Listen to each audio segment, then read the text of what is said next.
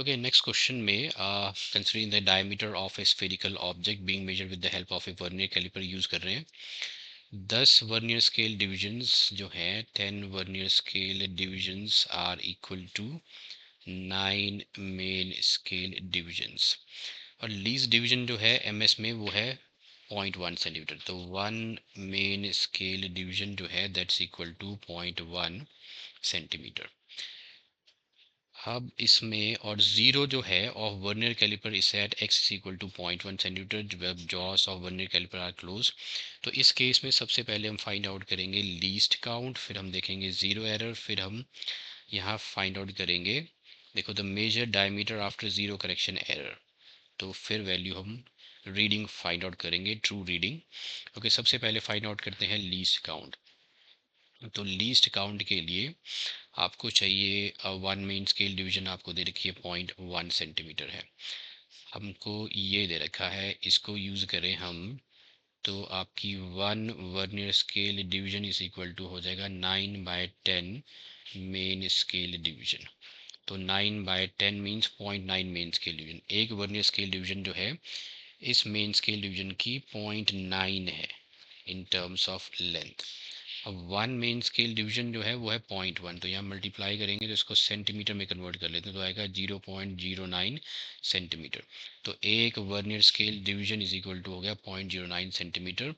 और एक main scale division और एक वर्नियर स्केल के स्केल डिवीजन के बीच की डिफरेंस आपको दे देगी लीस्ट काउंट। तो least count is equal to आ जाएगा one main scale division minus one vernier scale division. ये आपका था 0.1 माइनस ये आपका आ गया 0.09।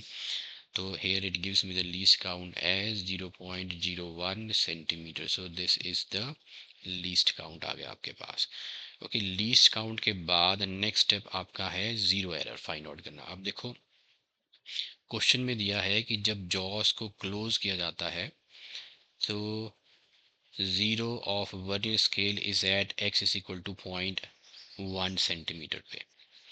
तो वर्नियर जीरो जो है इसका मतलब राइट पे आ गया, मेन स्केल जीरो के राइट पे आ गया। देखो आपको दिया है कि जीरो ऑफ वर्नियर स्केल, हम फाइंड आउट कर रहे हैं zero error.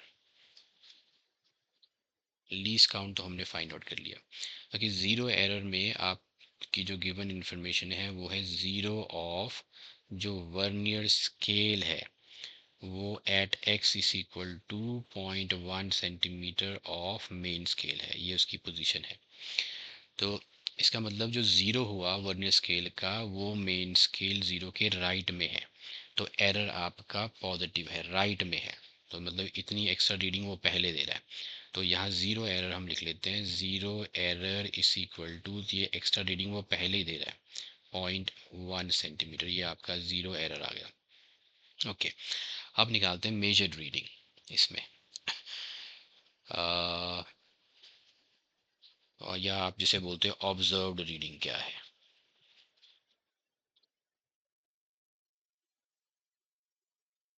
Observed reading will be equal to, एक आपका आ जाएगा मेन स्केल रीडिंग क्या है प्लस आपका आ जाएगा जो कोइंसाइडिंग डिवीजन है।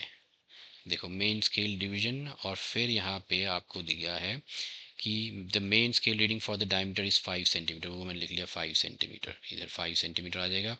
नेक्स्ट आपने इसमें करना है कि number of coinciding vernier division is 8।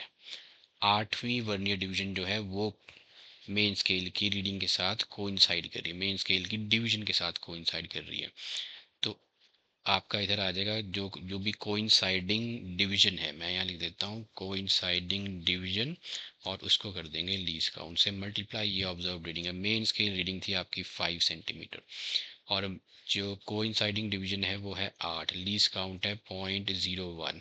तो ये आ जाएगी ऑब्जर्व रीडिंग 5 प्लस इधर आएगा 0.08 which gives me 5.08 centimetre is the observed reading. Okay, अब ज़ीरो एरर अप्लाई करते हैं तो ट्रू रीडिंग जो हो जाएगी या करेक्ट रीडिंग जो हो जाएगी इसमें से जो एक्स्ट्रा 0.01 ऑलरेडी था उसको माइनस वन जो ऑलरेडी था उसको आपने माइनस कर देना है, क्योंकि ये ऑलरेडी रीडिंग थी उसमें जब जॉस को क्लोज किया गया। तो 5.08 माइनस 0.1 आपके पास आ जाएगा 4.98 सेंटीमीटर।